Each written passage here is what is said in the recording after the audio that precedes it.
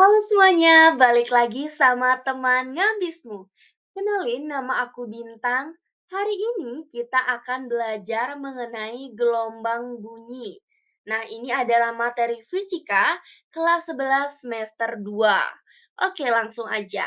Kalian tahu nggak sih, kalau mengobrol, speaker HP dan suara gitar itu termasuk dari perambatan gelombang bunyi? Jadi, sebelumnya ada rumusan masalah kita kali ini. Pertama, apa itu gelombang bunyi? Mekanisme perambatan bunyi, syarat terdengarnya bunyi, apa itu frekuensi bunyi, dan karakteristik gelombang bunyi. Pertama, di sini ada pengertian gelombang bunyi, yaitu gelombang yang dihasilkan oleh sumber getaran yang merambat secara terus-menerus di dalam suatu medium. Nah, ada i-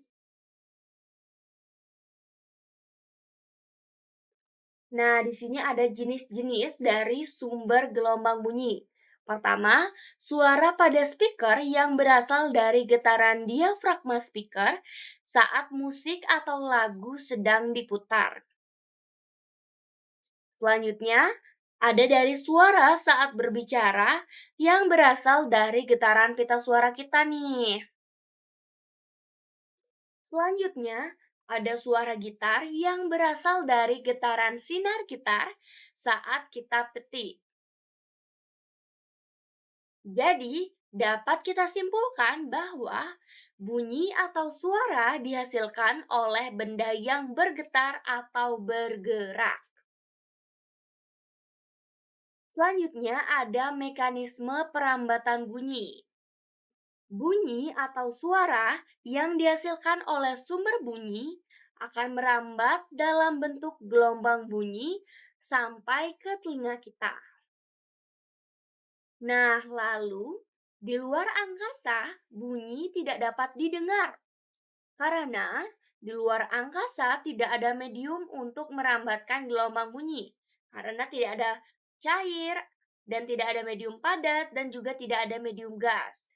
Jadi, para astronot menggunakan sinyal radio untuk berkomunikasi. Lalu, mengapa gelombang bunyi termasuk ke dalam gelombang mekanik dan longitudinal? Nah, jadi karena gelombang bunyi baru bisa merambat jika ada medium, yaitu medium padat, cair, atau gas. Nah, gelombang bunyi disebut gelombang longitudinal karena partikel-partikel medium yang merambatkan bunyi bergetar searah dengan arah perambatan gelombang bunyi. Selanjutnya, ada 3 syarat bunyi dapat terdengar. Pertama, adanya sumber bunyi, seperti alat musik, bel, dan suara mesin. Kedua, ada medium perambatan, seperti zat padat, zat cair, dan zat gas.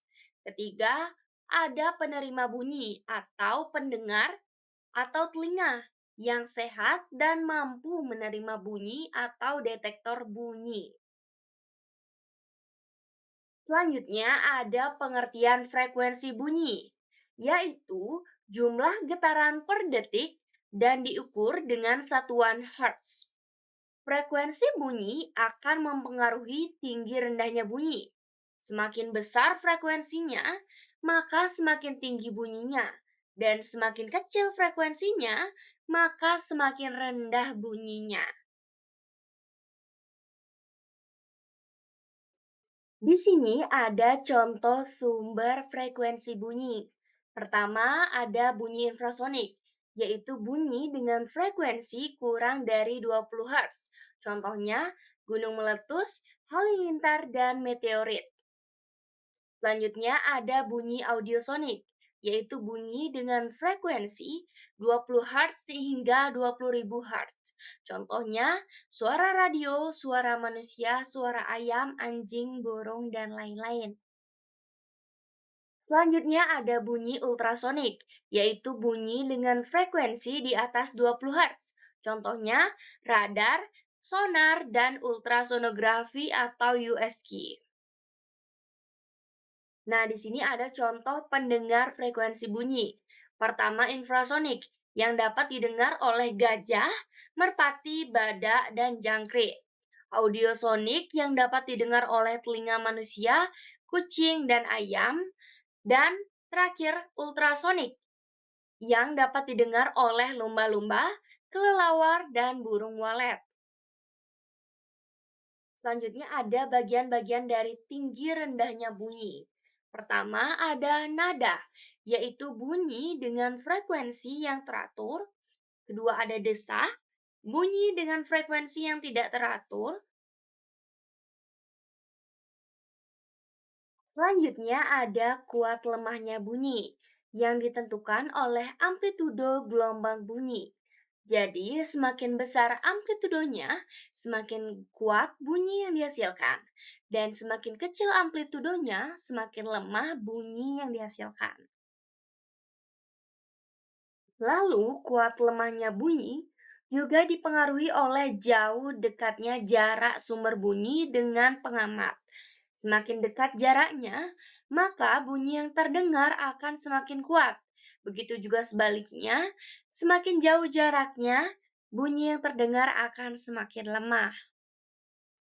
Selanjutnya ada warna, kualitas, atau timbre bunyi, yaitu ragam bunyi yang diterima oleh pendengar berdasarkan sumber bunyinya pada frekuensi atau nada yang sama. Baik, sekian sudah pembahasan gelombang bunyi kali ini. Terima kasih semuanya sudah mendengarkan dan menonton sampai habis. Jika ada pertanyaan, bisa ditanyakan di kolom komentar. Jangan lupa klik like jika kalian suka dan subscribe untuk mendukung channel ini. Oke, sekian sudah. Terima kasih. Bye.